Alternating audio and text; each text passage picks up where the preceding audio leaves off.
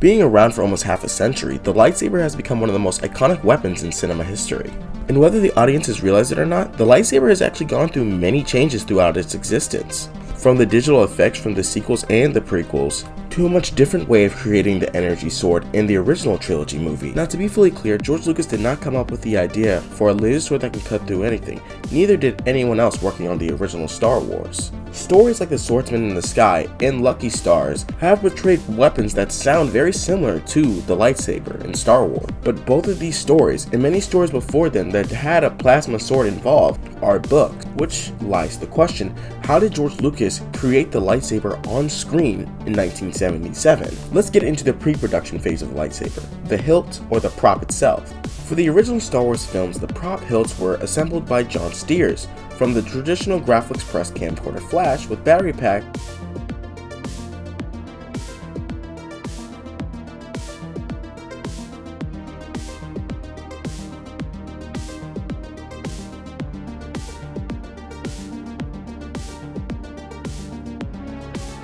and added pieces of fitting.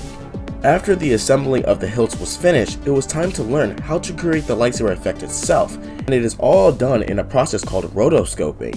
In a process called rotoscoping, an animation technique that animators use to trace over motion picture footage frame by frame, is exactly what they used for the original lightsabers in the first 3 movies. Not only did they utilize the animation made by Nelson Shin, being that of the lightsaber glow, making it its color, they also used an in-camera glowing effect that was made from glass tubes. It being made out of glass would cause many problems on set, for when they would duel, it would break very often. And later advancements would be created in the original trilogy to make duels like Luke Skywalker vs. Darth Vader on Bespin and the last duel in Return of the Jedi to be a lot faster and have a certain amount of realism.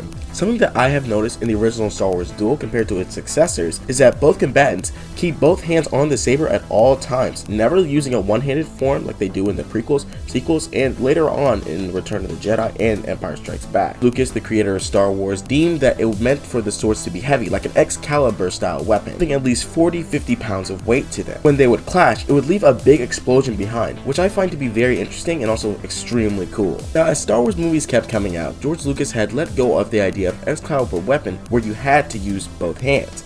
As Luke kept on progressing in his story, he began to be able to use one hand, and so has Darth Vader. Now, the original two-handed lightsaber form was created based off of Kendo, a Japanese martial art, using both hands on a katana. I'm going to show you these two videos side by side to compare how similar the first duel between Obi-Wan and Vader aboard the Death Star and how this Kendo duel mirror each other. Now, having the hybrid of a one-hand and two-handed form leaves for more cool choreography stunts for Star Wars to bank off of. And trust me, it does not disappoint. But now, having these instruments together, George Lucas and his team were ready to continue making lightsaber duels. Next two duels in the Star Wars original trilogy actually do not use the rotating pull camera flash blade that was used in the original Star Wars, which left room for more improvement in choreography and realism in making a more intense fight. And it doesn't matter which Star Wars duel you're looking at, every lightsaber is part real and part fake.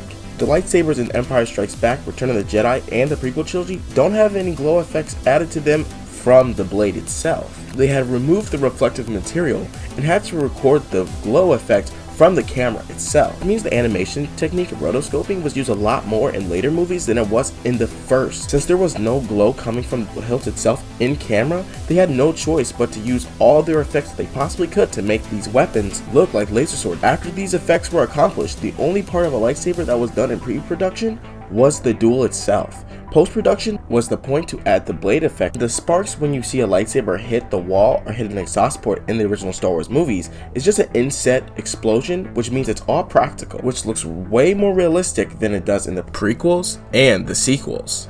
Like, look at it. What is he doing? Alright, somebody get this guy out of here. With all that being said, the lightsaber has to be one of my favorite weapons in all of cinema history. And the reason why I brought you this topic is mainly because I'm working on lightsaber effects myself, and I thought it was interesting to look back and see how the original one was created. Though I'm nowhere near perfect at creating this effect, I still enjoy working on these videos and I enjoy fighting with the lightsaber. If you guys want more information on the creation of a lightsaber, I suggest you guys look at the featurette video that I left in the description for you from Star Wars, the channel itself. Speaking of channels, don't forget to like and share the video, comment anything I can work on, and what's your favorite lightsaber color. And without further ado, I hope you guys liked the video, and I'll see all of you Friday. So may the Force be with you until then.